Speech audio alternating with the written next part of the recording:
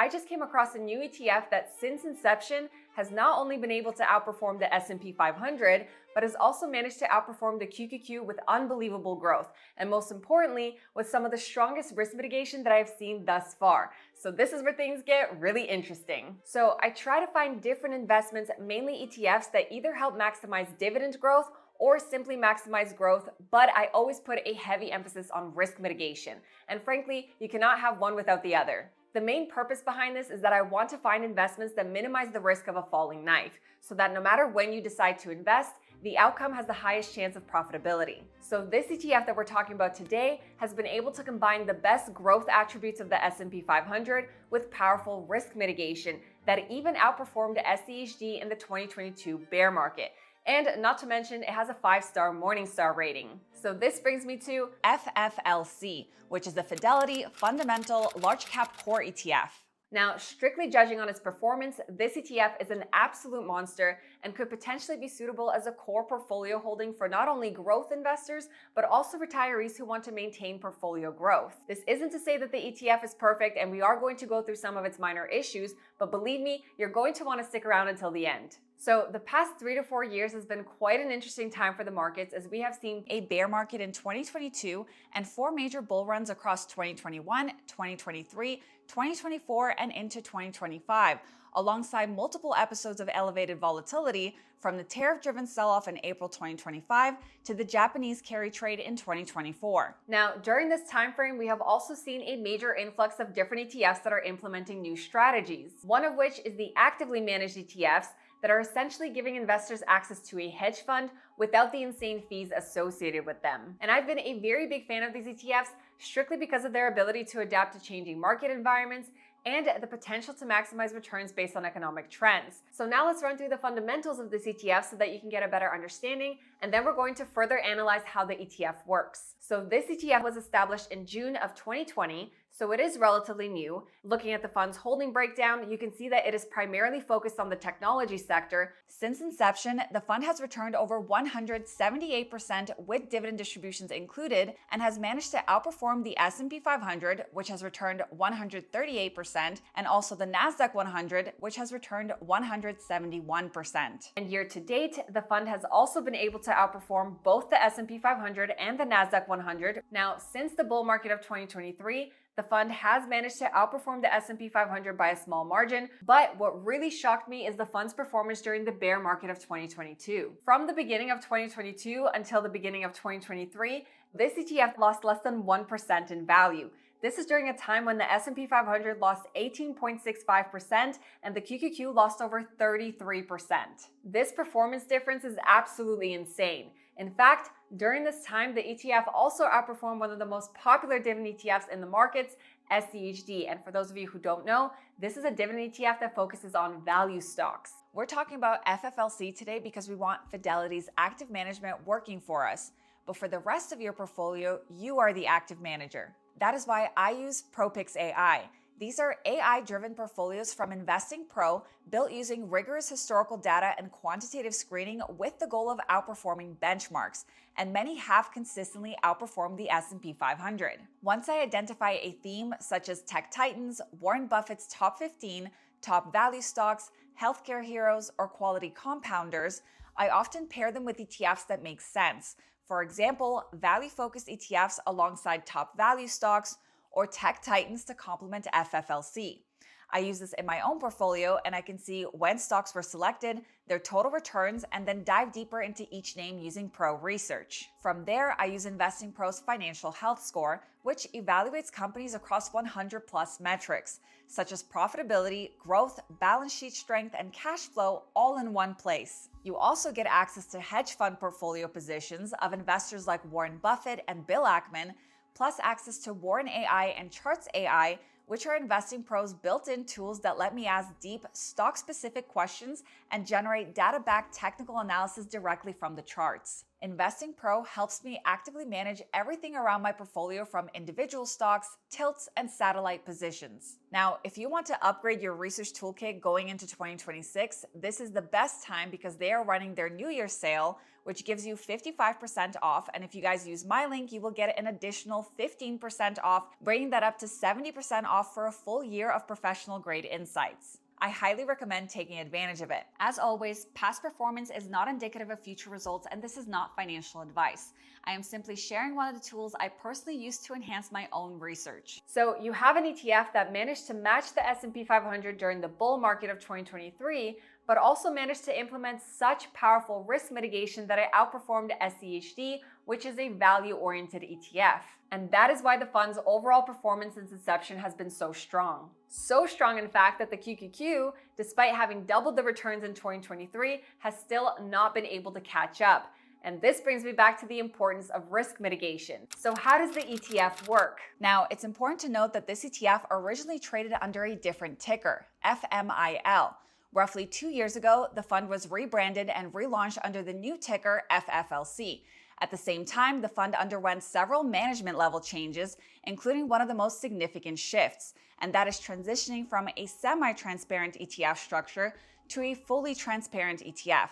This was extremely important, and this simply means that investors now have full daily visibility into the fund's underlying holdings, rather than delayed or partial disclosures. This improves transparency, allowing for clearer risk assessment, and makes it easier to evaluate positioning, sector exposures, and portfolio construction. And in my opinion, this was probably the #1 factor in helping the ETF accumulate a lot more assets under management.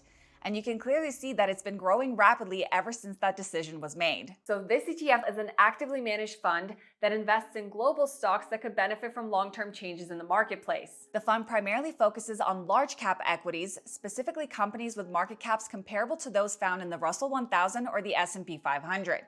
That said, the management team does maintain flexibility and will occasionally allocate capital to select small and mid-cap companies when they identify compelling opportunities, including 10 to 15% allocation to international equities, which is always good for diversification. So the fund's objective is to generate long-term capital growth. Now, the first thing I want to point out again is that it is an active fund, which means that it is not bound to any particular index, unlike other passive ETFs like SCHD. And this circles back to finding investments that are able to adapt to changing market environments. This ETF takes a bottom-up fundamental analysis-based approach to identify stocks that are potentially undervalued.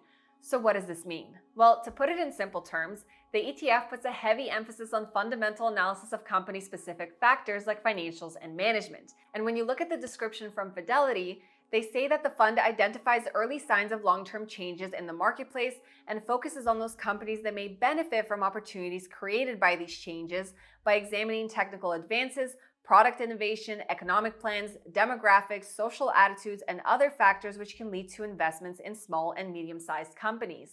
And this is why it requires active management, because it requires ongoing research and monitoring of all the individual stocks to identify opportunities and adjust holdings accordingly. But yes, for investors who want to compare this to a passive index fund like VOO, which practically has no expense ratio, this is likely not appealing. But paying a higher expense ratio for an outperformance of 30% is something to think about. Now, there's something very interesting I wanted to point out, which ties in with the efficacy of the fund managers. And the clue lies in the fund's dividend yield. So currently the fund barely has a dividend yield, which is sitting at around 1%, but that wasn't the case a little over 3 years ago. And this is where I want you to pay close attention. So when you look at the fund's performance since 2022, where the fund managed to avoid the entire bear market as a whole, the ETF's dividend yield shot up all the way to 2.2%. And this really started to kick into gear at the beginning of 2021, where the fund shifted its focus to investments that are more value-oriented. And as a direct result, it was able to distribute a dividend yield of 2.2% at its peak. And as we all know, value-oriented investments typically have dividend yields. But since then, the fund has shifted its focus into stocks that are clearly in line with the long-term trends they have identified, artificial intelligence, amongst other things. That is why the dividend yield has plummeted from its 2.2% high to only 1%.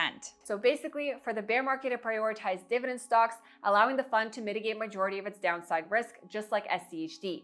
But since then has shifted out, now prioritizing large tech. And when we look at the fund's performance since 2022, It avoided the entire downtrend, but managed to capitalize on the uptrend at the start of 2023. So this ETF has displayed a very strong overall performance and has shown that the fund managers are really able to effectively change the holdings to outperform the overall market so far. Technically, you can't really conclude that this outperformance will continue because what if the fund managers make a mistake? Now, a direct result of this active management is a very high turnover rate of 50%, which ties back into the reason behind the fund's higher expense ratio because ETFs that are actively changing their holdings are subject to more fees. And this brings us to the primary issues with this ETF that, in my opinion, have not allowed it to accumulate a substantial amount of assets. For one, an expense ratio of 0.6% is more than 10 times higher than an S&P 500 ETF like VOO. And not to mention that low assets under management means that the fund lacks liquidity. So you can see that the fund has a relatively low liquidity score. And investors do need to pay close attention to this because if you decide you want to buy shares of this ETF, you will likely be hit with higher than average transaction costs due to a wide bid to ask spread. Now, the bid to ask spread is the difference between the highest price a buyer is willing to pay, bid, and the lowest price the seller is willing to accept, ask. So low liquidity translates to a wider spread, which translates to higher transaction costs for the investor. So always make sure to look out for this when you're looking for new ETFs. Now, there is something very interesting I want to point out. So more and more, I find that actively managed ETFs have put a relatively heavy emphasis on industrials. And I'm seeing this with one of my all-time favorite ETFs, which is CGDV. And CGDV is an actively managed ETF as well, but this one has almost $30 billion of assets under management, with an inception date that is 2 years newer. However, CGDV emphasizes industrials just as much as technology, which is why the ETF has been able to sustain an unbelievable dividend growth rate of 21% since inception. Now, using the inception date of CGDV and looking at the two ETFs side by side, they both display very powerful overall returns.